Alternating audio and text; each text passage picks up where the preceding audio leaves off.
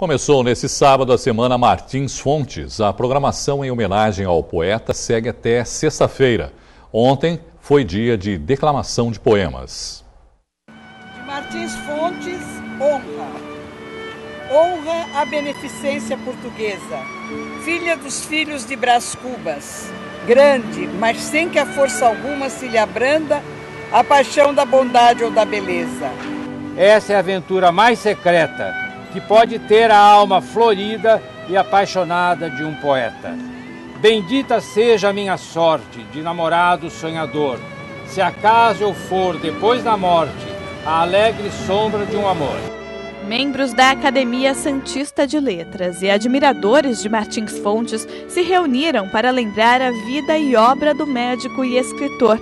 Ao final de cada homenagem era depositado um cravo no busto de Martins Fontes, que fica na Avenida da Praia, ao lado do Canal 2. Ele é o patrono da Academia Santista de Letras, então nós que somos da Academia temos o dever de fazer essa homenagem a Martins Fontes. Nós homenageamos o Martins Fontes não só por ele ser poeta, mas pelo grande médico que ele foi em Santos, atendendo a população pobre, se dedicando muito às pessoas, né? Então ele marcou época não só pela poesia, mas também pela medicina. Esta manhã especial em que estamos todos reunidos, o nosso coração é um manancial por este poeta e médico tão querido. Sueli é vice-diretora da Escola Municipal Martins Fontes.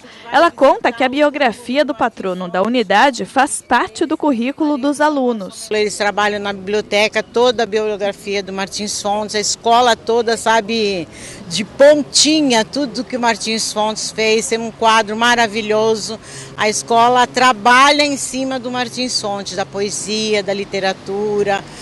A semana de homenagens ao Santista Ilustre termina na sexta-feira, dia do aniversário do escritor, morto no dia 25 de junho de 1937, aos 53 anos de idade. Na sexta-feira, que é o aniversário de Martins Fontes e da Academia, o Brás Antunes, que foi quem criou a Semana Martins Fontes, ele vai levar uma homenagem para Martins Fontes na noite do dia 23. É uma oportunidade para que eu, um forasteiro apaixonado, e que para toda a comunidade santista, renda homenagem a um dos seus heróis.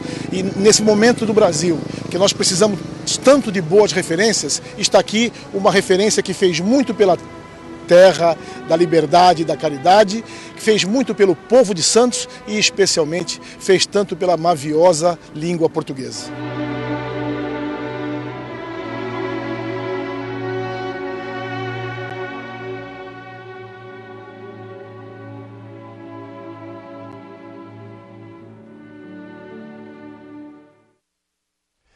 Para falar mais sobre o poeta e também sobre a programação da Semana Martins Fontes, nós recebemos o jornalista e escritor Sérgio Williams, que é membro do Instituto Histórico e Geográfico de Santos e membro da Academia Santista de Letras. Sérgio, boa noite, obrigado, por participar aqui com a gente. Boa noite, Irineu, boa noite a todos. É uma semana que já é tradicional na cidade de Santos.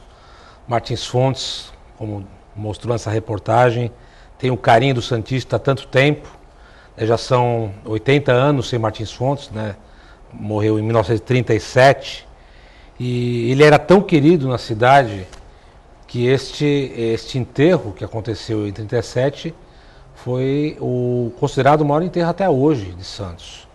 Nós estamos falando de milhares de pessoas, praticamente a cidade inteira. Por que ele era tão querido, Sérgio? Martins Fontes, ele tinha uma personalidade muito característica de altruísmo, né? Inclusive o poema mais conhecido dele é o Como é Bom Ser Bom, porque ele pregava isso para a vida dele, de se doar para as pessoas. Ele que nasceu numa circunstância diferente das pessoas, ele tinha um pai médico já bem colocado. Aliás, o pai dele não queria que ele fosse poeta. Martins Fontes, desde criança, diz que aos 4 anos de idade ele já declamava versos, não escrevia, mas já declamava. Filho do Silvério Fontes, doutor Silvério Fontes, que também era médico, que é uma referência também na cidade. Uma referência, e o Martins Fontes sempre teve essa grande referência paterna como profissional, mas o gosto dele era para a poesia. Mas o Silvério falava, olha, isso não enche barriga, não paga conta, né? Esse negócio de poesia, esquece, você tem que ser médico. E o Martins Fontes, muito obediente, muito próximo da família, foi ao Rio, estudou medicina, se tornou um grande médico.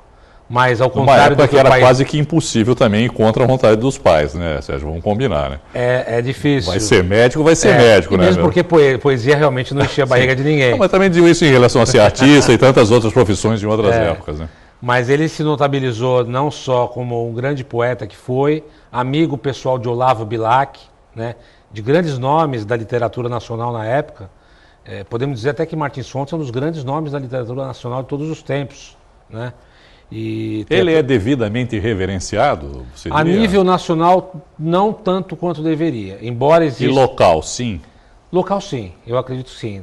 A própria Academia Santista de Letras, que é a entidade que comanda a semana, ela tem como patrono, né, o Martins Fontes. O Instituto Histórico Geográfico de Santos também tem como patrono o Martins Fontes. A Sociedade Humanitária dos Empregados do Comércio, que é uma instituição bastante tradicional, que possui a biblioteca mais antiga de Santos, também tem como um dos grandes mecenas a família Fontes. A parte da biblioteca foi formada pelos livros doados do Silvério Fontes e Martins Fontes consultava as pessoas lá também na Humanitária, assim como na Santa Casa, da Beneficência. Era uma pessoa que tinha realmente uma vida na cidade bastante presente e, em especial, atendendo as pessoas que não tinham condições de pagar.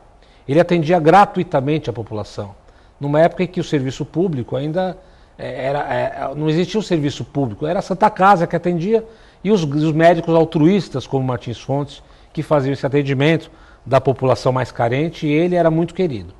E tem aquela coisa do cravo, né? Que eu ia perguntar para você, que nós vimos, aliás, inclusive na matéria, né? Todos os integrantes da academia estavam com um cravo e depositaram lá um cravo também na estátua dele. O cravo vermelho... Qual é a simbologia disso tudo? O cravo vermelho era o grande símbolo, né? Da mesma forma que o Roberto Carlos tem a rosa e joga, o Martins Fontes, ele tinha sempre um cravo, e dizem os grandes românticos que ele sempre tinha um cravo para oferecer a uma bela dama, a uma senhora, a uma criança. Ele era uma pessoa realmente com um coração muito grande, né? E deixou muita saudade na cidade de Santos, né?